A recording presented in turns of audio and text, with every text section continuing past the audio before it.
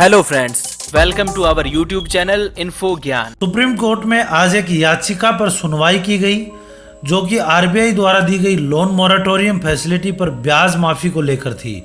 Justice Ashok Bhushan, are Subhash Reddy व MR. Shah ने याचिका पर सुनवाई की।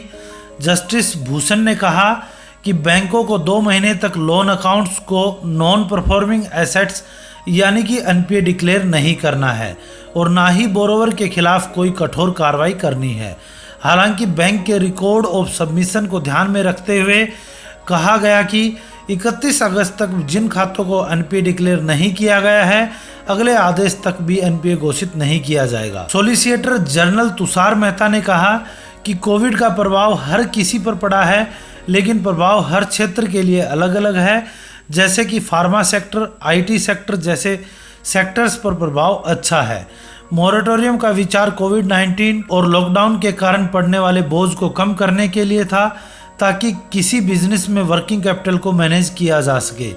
यहाँ ब्याज माफ़ करने का कोई विचार नहीं था। प्रयास था कि कोविड से प्रभावितों को लाभ मिले। ऐसे अकाउंट्स को 1 सितंबर को एनपीए नहीं बनाया गया। एक्सपर्ट कमेटी स्पेसिफिक सेक्टर के लिए गाइडलाइन 6 सितंबर को जारी करेगी। गवर्नमेंट डिजास्टर मैनेजमेंट एक्ट के तहत कार्रवाई कर सकती है। एनडीएमए ने आरबीआई को सुपरवाइजरी रोल अपनाने के लिए फिट माना है। जस्टिस भूषण ने कहा कि याचिकाकर्ताओं की मुख्य शिकायत है कि उन्हें पर्याप्त राहत नहीं दी गई।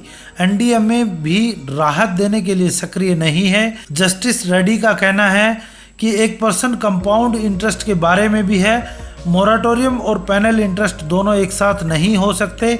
इस पर आरबीआई को स्पष्टीकरण देना होगा। जस्टिस भूषण का कहना है कि 2 महीने के लिए किसी भी अकाउंट को एनपीए घोषित नहीं किया जाना चाहिए और बोरोवर के खिलाफ कार्रवाई नहीं की जानी चाहिए।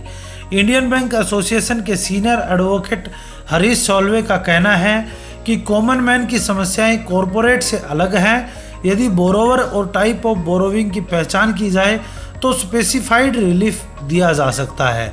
इंडिविजुअल और इंडस्ट्रियल प्रॉब्लम अलग अलग तरीके से एड्रेस की जाने की आवश्यकता है।